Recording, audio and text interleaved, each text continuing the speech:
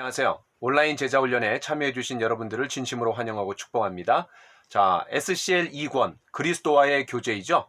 자, 네 과로 구성이 되어 있는데 첫 번째가 뭐냐면 새생활. 그러니까 예수님과 교제할 수 있는 자격이라고 할 수 있죠. 옛생활을 청산하고 새생활로 들어온 사람. 다시 말해서 예수 그리스도를 마음속에 구세주와 주님으로 영접한 사람이 이제 예수님의 생명을 얻었고 누리는 사람 아니에요.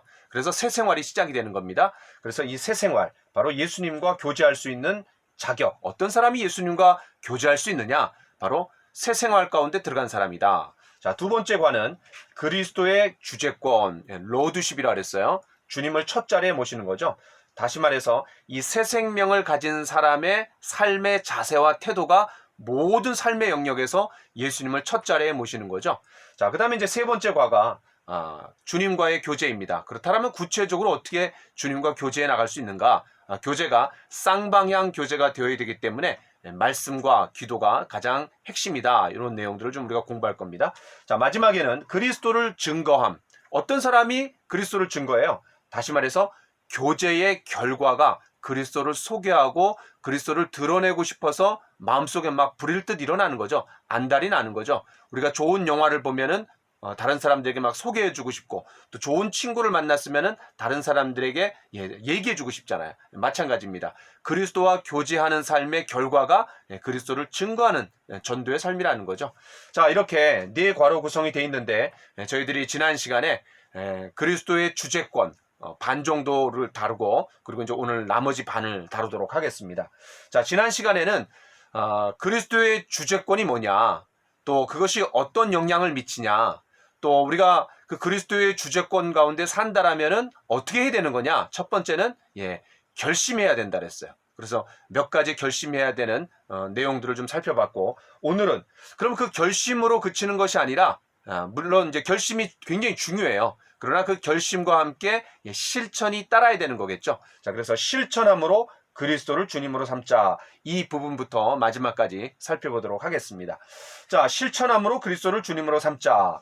자, 그리스도의 주재권을 우리가 인정하며 살아가는 삶, 다시 말해서 나의 모든 삶 가운데 예수님을 첫 자리에 주인으로 모시는 삶, 주님의 결제를 받는 삶이 두 가지로 이루어진다라는 거죠. 첫 번째는 내가 결심해야 된다. 그 다음에 두 번째는 그 결심한 대로 실천, 실행에 옮겨야 된다라는 사실입니다. 자, 제가 서론을 한번 읽어보겠습니다. 의도하는 바가 좋다고 해서 결과도 좋다고 보증할 수 없습니다. 출발을 잘했다라고 해서 그 끝맺음도 좋다고는 보증하지 못합니다. 그렇죠? 결심은 5%에 불과하고 그 결심을 따라 행하는 것이 95%를 차지한다라고 합니다. 당신이 일단 주님께 헌신하기로 결심한 후 모든 일에 항상 주님께 순종할 때 그리스도께서 참으로 당신 생애의 주님이 되십니다. 자, 오늘 공교롭게도 오늘 경건의 시간 내용이 뭐죠? 사무엘상 15장에 사울이 이런 로드십 가운데 살지 못했던 것, 그리고 결국 그것 때문에 왕위에서 폐위가 되는 그런 내용들을 우리가 좀 보고 있습니다. 아주 여기 딱 맞아 떨어지는 것 같아요. 자, 그래서 결심할 뿐만 아니라 실제적으로 실천해 나가야 된다라는 것을 좀 강조합니다. 자, 그러면 여러분들 그 밑에다가 한번 전체를 아우르는 질문을 한번 써보세요. 자, 뭐라고 써보시냐면 관찰 질문입니다. 그렇다라면 그리스도를 주님으로 삼는 자의 삶은 어떠해야 합니까? 그렇다라면 그리스도를 주님으로 삼는 자의 삶은 어떠해야 됩니까? 그럼 이제 몇 가지를 한번 살펴보도록 하겠습니다. 다시 말해서 그리스도에 대한 주재권을, 내가 주님이 나의 주님이 되신다, 내가 그분의 결제를 받는 삶을 산다, 모든 영역에서 주님이 첫 자리에 내가 모셔야 된다 라는 것을 가지고 살아가는 삶은 구체적으로 어떻게 나타나야 된다라는 거예요. 바로 이제 그런 내용들을 좀 살펴보려고 그래요. 그러니까 주재권을 실천함으로 드러내야 된다라는 겁니다. 구체적인 삶의 영역에서 실천함으로. 자, 11번. 우리는 그리스도께서 우리를 위해 해주신 것을 생각할 때 더 이상 성경 말씀 그대로 쓰는 거죠. 우리를 위해 살지 않고 오히려 우리를 대신하여 죽었다가 사신 자를 위해 살아야 합니다. 이렇게 쓰면 되는 거죠. 자, 고린도후서 5장 15절 제가 한번 읽어보겠습니다. 저가 모든 사람을 대신하여 죽으심은 산 자들로 하여금 다시는 저희 자신을 위하여 살지 않고 오직 저희를 대신하여 죽었다가 다시 사신 자를 위하여 살게 하려 함이니라. 그렇죠? 그러니까 그리스도를 주님으로 삼는 자의 삶이 어떠해야 돼요? 이 11번에서는 여러분 11번 옆에다가 이렇게 써보세요. 삶의 목적이 변해야 된다. 삶의 목적이 이제 확실히 변화되는 거예요. 뭐예요? 나 중심적인 삶에서 그리스도 중심적인 삶으로 변화되는 거죠. 제가 옛날에 성덕 바우만인가요? 백혈병에 걸린 이제 한국에서 떠나갖고 이제 미국에 입양된 그런 어떤 남자였는데 미국 공군사관학교에 들어갔어요. 근데 백혈병에 걸려갖고 이제 죽어가는 거예요. 그래서 골수를 이제 이식받는데 한국의 어떤 사람하고 이제 연결이 돼갖고 이식을 받았어요. 그래갖고 이제 그 사람이 아주 잘 살게 됐죠. 나중에 제가 인터넷으로 이제 서핑해갖고 그 사람이 어떻게 살았는지도 이제 제가 살펴본 적이 있는데 이런 이 성덕바오만이 그때 했던 인터뷰가 생각이 나요. 그때 뭐라 그러냐면 제가 너무나 고맙다고. 그래서 참 저에게 제2의 생명을 주신 그분을 위해서 제가 제2의 생명, 그래서 그분을 위한 삶을 살겠다고, 그리고 많은 사람들을 위해서 사는 삶을 살겠다라고 그렇게 인터뷰한 내용을 좀 본 적이 있습니다. 자, 그 성독 바움만도 그랬다라면 예수님께서 우리에게 생명을 주셨잖아요. 영원한 사망 가운데 갈 수밖에 없었던 저희들에게 새 생명을 주셔갖고 영원한 천국을 누릴 수 있도록 해주셨는데 너무나 감사한 거 아니에요? 그래서 우리가 우리 자신을 위해서 지금까지 살아왔다라면, 정말 예수님을 만나고 구원받고 천국적인 삶을 살아가는 사람이라면, 영원한 생명을 얻은 사람이라면 그 주님을 위해서 살아가는 것이 너무나 당연하겠죠. 자, 그래서 여러분 11번 옆에다가 life goal, 생의 목적이 변화됐다, 이렇게 여러분 쓰시면 좋을 것 같아요. 여러분 정말 좋은 아내라면 결혼한 이후에 자식이 자신을 위해서 살아가는 것이 아니라 남편을 위해서 살아가겠죠. 남편도 마찬가지고요. 자, 마찬가지입니다. 우리가 정말 주님을 만났다라면 그 주님을 첫 자리에 모시고 살아가는 사람이라면 우리가 주님 중심적인 삶을 살아야 된다라는 거죠. 나 중심적인 삶이 아니라 주님 중심적인 삶이라는 거예요. 그래서 그리스도를 중심으로 살아가려고 하는 것이 이 실행의 가장 중요한 첫 번째 단계입니다. 이게 되지 않으면 영적인 삶에 변화도 없고 또 어떤 순종하며 살아갈 수가 없습니다. 내가 주님 중심적인 삶을 살아가겠다, 이것이 내 삶의 목적이다, 이게 이제 분명해야 됩니다. 자, 그 다음에 두 번째, 그리스도를 따르기로 결심한 사람에게 요구되는 세 가지 사실은 무엇입니까? 우리가 잘 아는 말씀이죠. 누가복음 9장 23절에 보니까 제가 한번 읽어보겠습니다. 또 무리에게 이르시되 아무든지 나를 따라오려거든 자기를 부인하고 날마다 제 십자가를 지고 나를 따를 것이니라. 그렇죠? 자, 그래서 이 세 가지, 첫 번째 뭐예요? 자기를 부인하는 거죠. 세상에서는 어떻게 해요? 어떤 자아를 실현하고 자아를 발견하고, 심지어는 소크라테스가 뭐라 그럽니까? 내 자신을 알라 그랬죠. 그런데 우리가 내 자신을 알라, 그 철학적인 명제를 가지고 우리 자신을 알아나가 보니까 우리 자신이 어떤 사람이에요?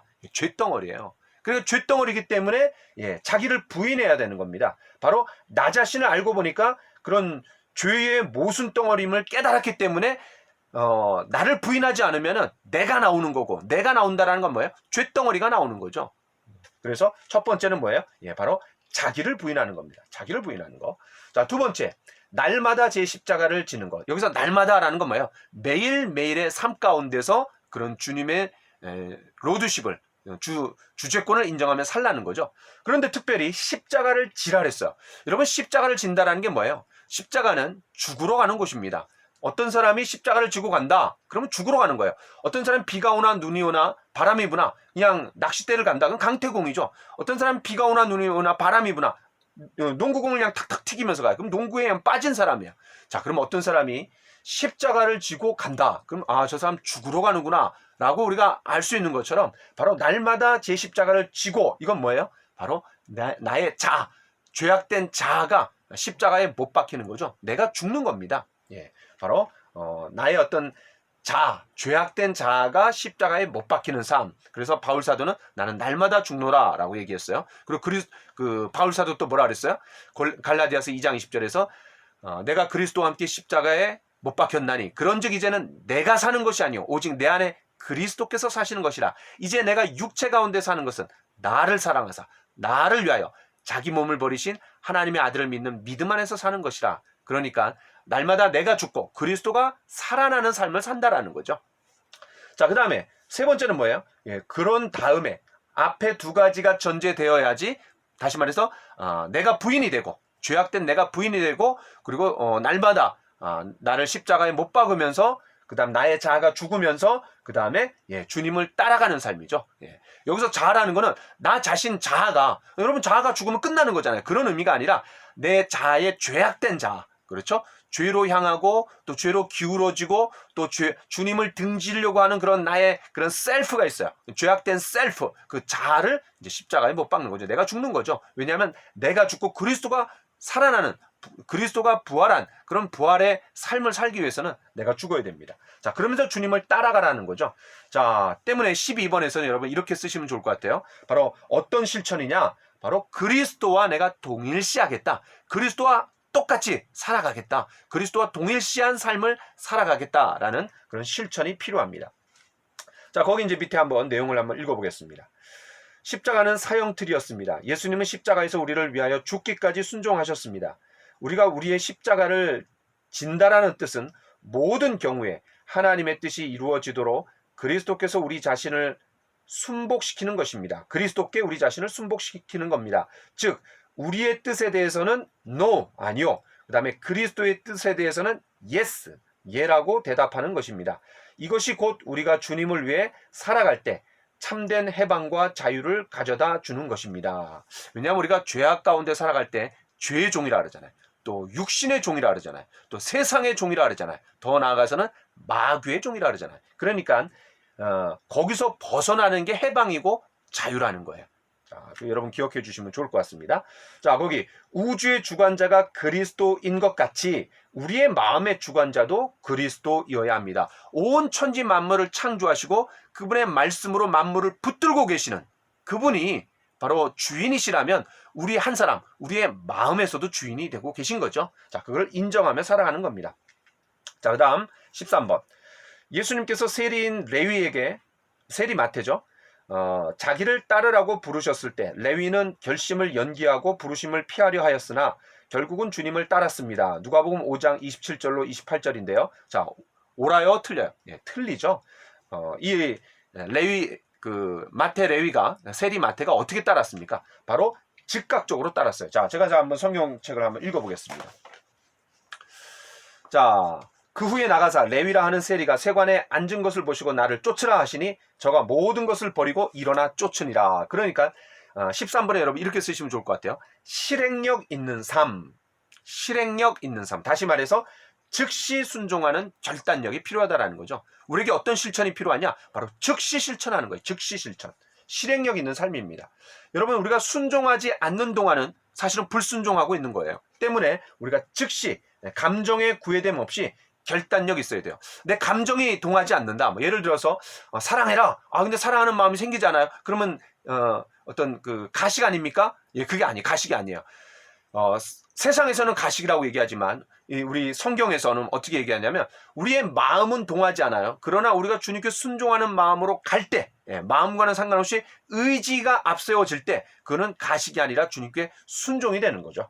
자, 그래서 여러분 바로 즉각적으로 주님 앞에 순종해야 된다라는 것을 우리가 좀 생각해 봐야 돼요. 여러분, 이 레위가 세리였잖아요. 그래서 그 자리에서 그냥 즉시 떠났단 말이에요. 자, 이런 걸 보면은요, 우리가 그리스도인의 삶을 살아가면서 특별히 그리스도의 주제권 가운데 살아간다고 할 때, 예수님을 따르는 제자의 삶을 살아간다고 할 때 지나온 삶에 있어서 내가 뭔가 포기한 근거와 흔적이 있어야 됩니다. 내가 뭔가 포기한 근거, 어떤 값을 치르고 주님께서 포기한 것 이상으로 갚아주신다라는 믿음을 가지고 살아갔을 때 어떤 그런 간증도 있고 또 실제로 포기한 게 있어야 돼요. 내가 이렇게 할 수 있지만 그렇게 하지 않는 거예요. 예를 들어서 돈을 많이 주는 직장이 있어요. 그런데 주일도 지킬 수 없고 그리스도인답게 살아가는 게 너무 어려워요. 그럼 그걸 과감하게 포기할 수 있는 거죠. 그렇죠? 주님을 위해서, 또 형제자매들을 섬기기 위해서, 또 교회를 섬기기 위해서, 또 주님의 영광을 위해서 살아갈 때 나의 야망 성취를 위해서, 또 세상 사람들에게 그럴듯하게 보이는 그런 것들을 추구하면서 두 마리 토끼를 다 잡는 것이 아니라, 그렇게 잡을 수도 없어요.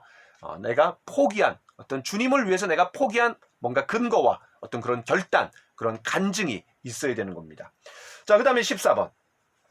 그리스도인들은 어떻게 해야 합니까? 골로새서 3장 23절로 24절. 자, 제가 한번 읽어보겠습니다.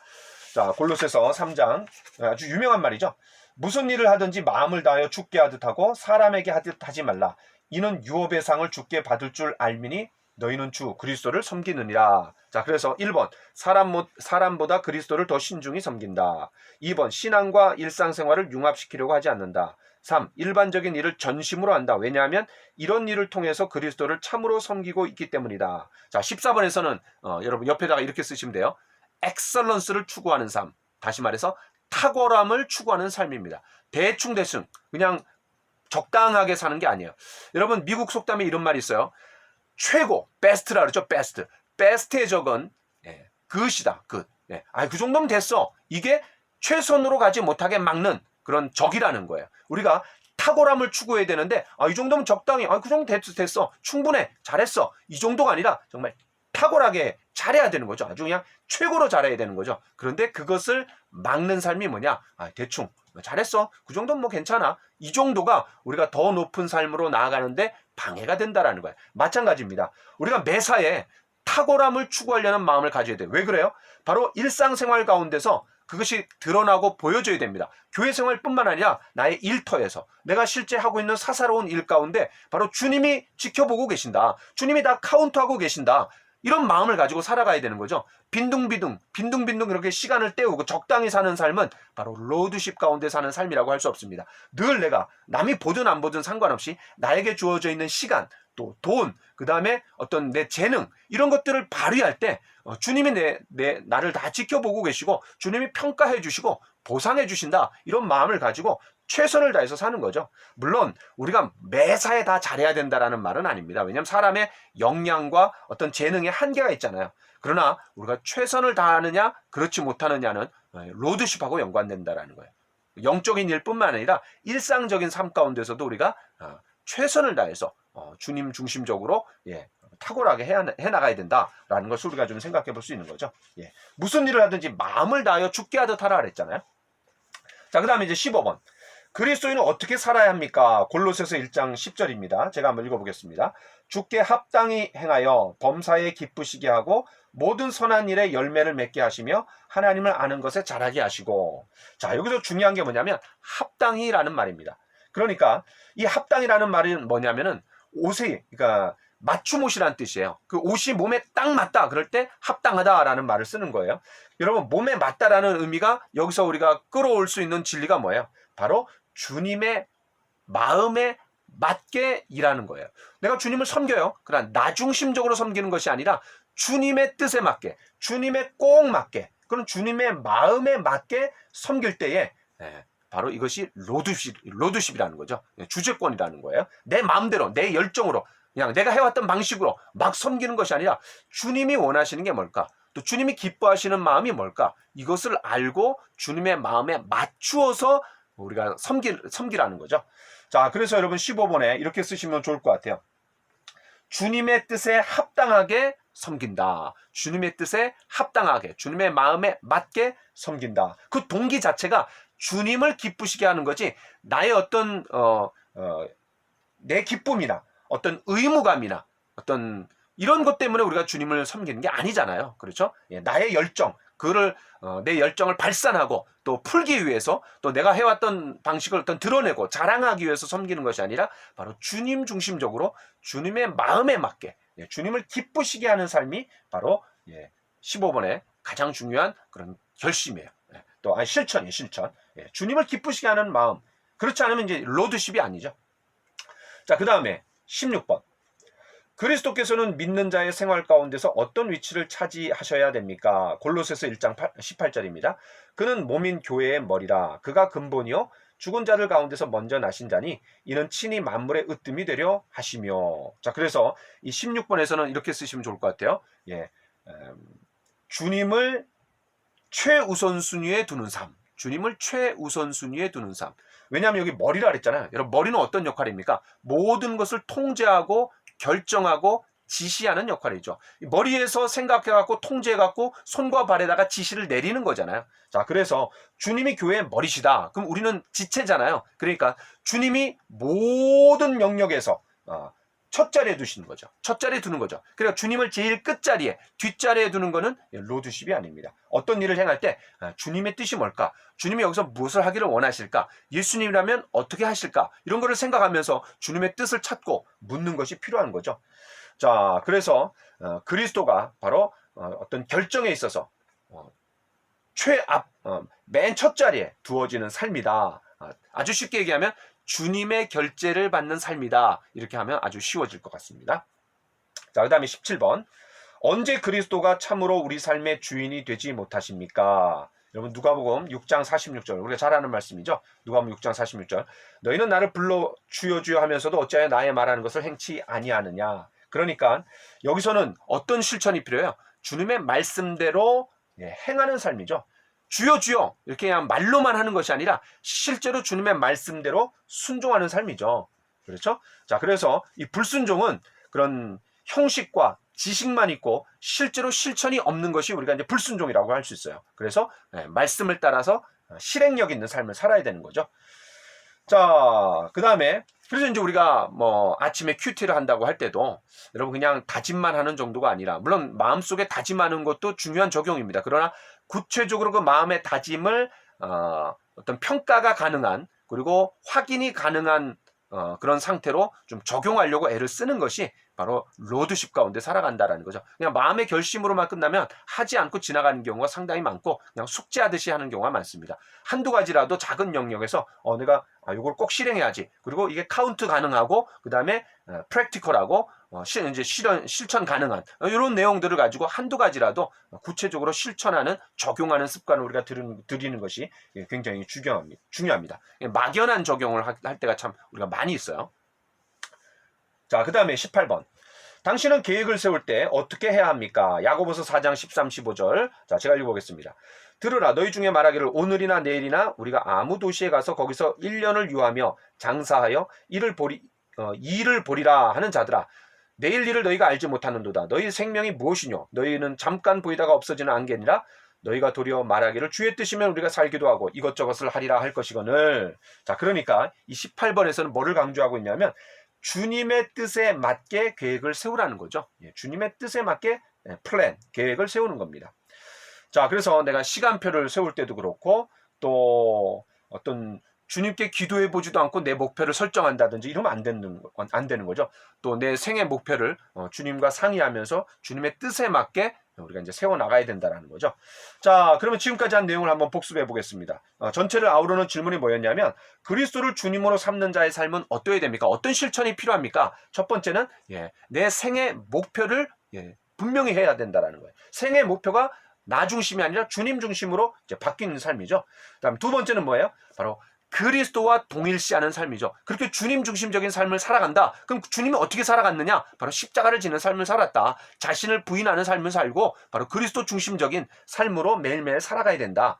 이제 그런 내용을 살펴봤고요. 그 다음에 13번에서는 그러면 주님과 동일시하는 삶을 살아가는데 구체적으로 주님의 뜻이 드러날 때마다 어떻게 해요? 바로 실행력 있는 삶을 사는 거죠. 즉시 순종하는 겁니다. 자, 그 다음에 14번에서는 그러면 영적인 일에서만 그래야 되느냐? 성경과 연관된 것만 그래야 되느냐? 그렇지 않죠. 교회만 연관된 게 아니라 실제 내 삶 가운데서 일상의 삶 가운데서도 누가 보든 안 보든 주님이 지켜보시고 주님이 카운트하시기 때문에 탁월함을 추구하는 삶을 사는 거죠. 그래서 우리가 그리스도에는요 늘 베스트 그런 목표를 분명하게 삼고 그런 탁월함, 최선의 삶을 살아가야 될 필요가 있습니다.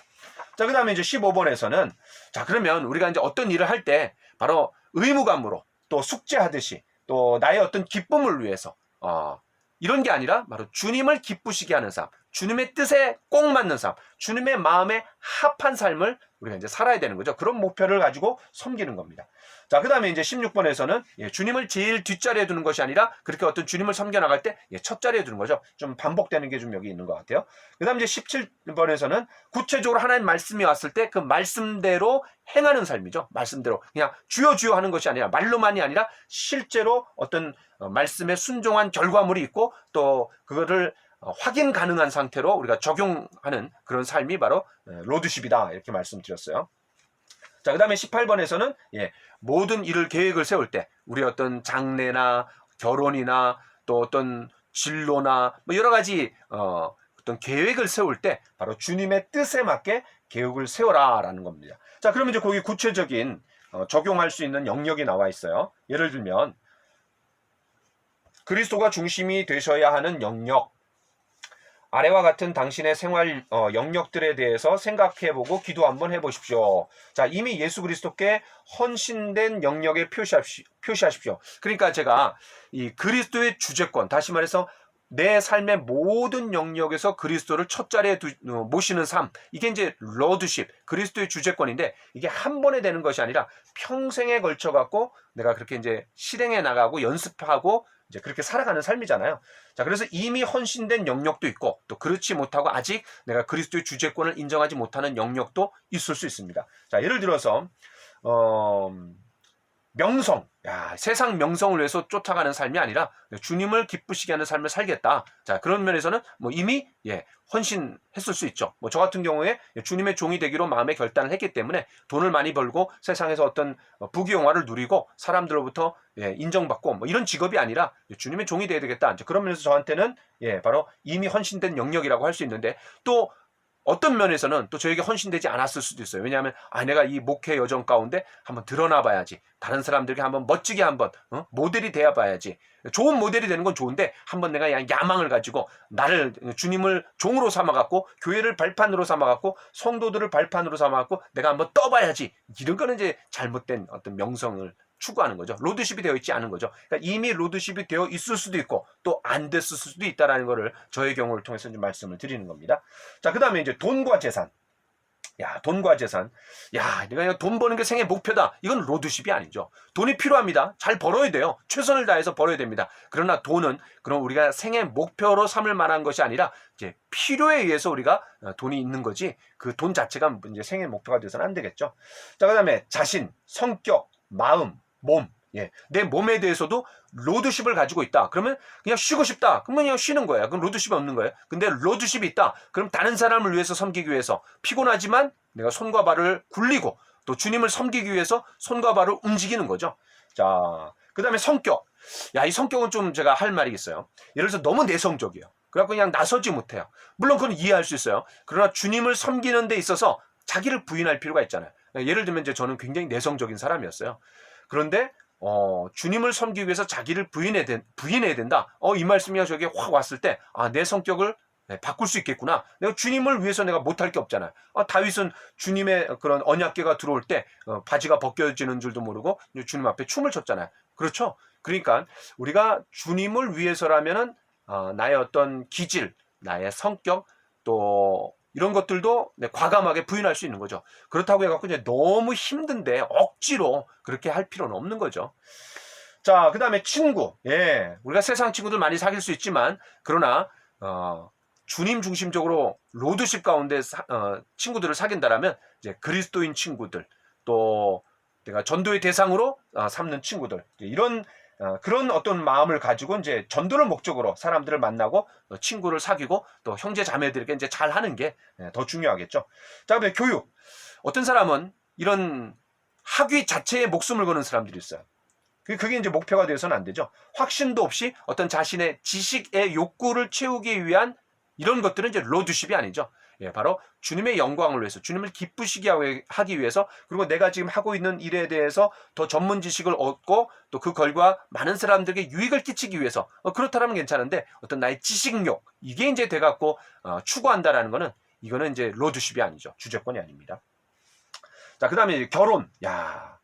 이 결혼은 정년기가 되기까지는 사실 무관심하고 있는 것이 가장 좋습니다. 왜냐하면 아담도 그런 하나님께서 필요를 먼저 보셨고, 그리고 아담이 잠든 사이에 바로 하나님께서 그 필요 가운데 하와를 주셨잖아요. 그러니까 결혼 정년기가 될 때까지는 여기에 너무 관심을 갖는 것은 감정 낭비고 시간 낭비입니다. 하나님의 때에 하나님의 방법으로 베스트의 사람을 주실 거다라는 믿음을 가지고 영적 성장을 계속해서 해나가는 거죠. 여러분, 영적 성장이야말로 최고의 그런 혼수입니다. 최고의 결혼 준비예요. 자, 그 다음에 직업. 어떤 직업이라도 우리가 주님을 섬기기에 그런 불건전한 것, 이런 것들은 우리가 좀 가능하면 좀 고려를 해야 되겠죠. 자, 그 다음에 여가. 얘는 우리가 이제 여가가 있어요. 그런데 그 여가를 나를 위해서만 쓸 수도 있고 또 주님과 다른 형제자매들 또 성도들 교회를 위해서도 쓸 수 있는 거죠. 자, 그래서 주님을 섬기기 위해서 릴렉스 하는 거지 뭐 나 자신만을 위해서 릴렉스. 물론 이제 내가 나를 위해서 릴렉스 할 수 있어요. 나 자신에게 기특하다고 하면서 쉼을 주고 또 여행을 갈 수도 있어요. 그러나 매사가 그렇다. 그럼 그 사람은 자기중심적인 삶을 사는 거죠. 자, 그 다음에 거주지. 예. 내 집 마련 욕심에 그냥 사로잡혀갖고 그냥 하우스 푸어처럼 살아가는 거는 이거는 주님 중심적인 삶이 아니죠. 예, 바로 그게 이제 생애 목표가 되어서는 안 돼요. 또 많은 사람들이 열등감으로 또 과도하게 빚을 이제 얻으면서까지 그렇게 하는 것은 바람직하지도 않고 또 행복한 삶도 아닌 거죠. 자, 그 다음에 어떤 계획. 예. 그래서 이 계획에서도 우리가 로드십 가운데 내가 계획을 세웠느냐. 아까 우리가 18번에서도 봤죠. 바로 주님의 뜻에 따라서 계획을 세우고 있느냐. 냉철하게 좀 살펴볼 필요가 있습니다. 자, 이렇게 우리가 이제 18번까지 전체 살펴봤습니다. 로드십, 주님을 첫 자리에 모시는 삶인데 바로 먼저는 결단함으로 그 다음에 실천함으로 주님을 첫 자리에 모셔야 된다라는 내용들을 좀 살펴봤습니다. 자, 19번. 위의 영역 중 아직 주님께 헌신하지 못한 영역에 대해 어떻게 하겠습니까? 기도하고 어떻게 순종해야 할지 한번 적어 보십시오. 자, 여러분 거기에 대해서 결혼이면 결혼, 또 거주지면 거주지, 직업이면 직업, 여가, 또 명성, 뭐 이런 돈, 뭐 이런 거에 대해서 여러분 혹시 마음에 걸리거나 아직 내가 이게 로드십이 되지 않았다. 주제권이 바로 형성되지 못했다. 주님의 주제권 가운데 살고 있지 못하다. 그러면은 한두 가지 영역을 한번 써보시고 앞으로 어떻게 구체적으로 결단할지 우리가 결심도 해야 되고 실행해야 된다라는 것을 배웠으니까 여러분 한번 19번에 한번 써보시고 그걸 사진 찍어서 여러분 올려주시면 우리가 함께 기도할 수 있고 또 함께 나눌 때도 풍성해질 수 있을 것 같아요. 자, 19번 마지막에 한번 제가 읽어보겠습니다. 대부분의 사람들이 당면하는 문제는 현재 그가 가지고 있는 것으로 주님을 위해서 일하려고 하지 않고 돈과 시간과 지식을 더 확보한 후에 하려는 것입니다. 문제 해결은 당신이 어떤 사람이며 무엇을 소유했느냐에 상관없이 현재 당신의 삶이 주님의 지배하에 있느냐 아니냐에 있습니다. 역시 이것도 사울에게 그냥 꼭 해당되는 것 같아요. 진멸하라 그랬어요. 하나님 진멸하라. 왜냐하면 이건 하나님의 전쟁이고 하나님의 백성을 건드린 아말렉에 대해서 완전히 진멸하라 그랬는데 그냥 반만 순종하는 거죠. 그리고 좋은 거는 남겨놨다가 이제 하나님 앞에 예배를 드리기 위해서 이렇게 한 거다라고 이제 둘러치는 거죠. 자, 이거는 바로 여기에 꼭 맞는 것 같아요. 그러니까 지금 무엇을 소유했느냐 그거 상관없이 또 어떤 시간과 지식을 확보했느냐 이게 중요한 게 아니라 바로 지금 현재 주님이 내 삶에 지배하고 계시는가. 사울의 경우 주님이 지배하고 계시지 않았던 거죠. 자기가 셌던 거죠. 그죠? 자기를 섬긴 거죠. 결국 자기 자신을 섬기는 거고 그 다음에 백성들의 요구에 자꾸 끌려다녔던 거기 때문에 그들의 소리에 민감하고 그들의 소리에 예민하게 끌려간 거죠. 그러니까 로드십이 아니었던 겁니다. 자, 그래서 이런 내용을 가지고 우리가 제2과 마무리하도록 하겠습니다. 여러분 그동안 수고 많으셨습니다. 감사합니다.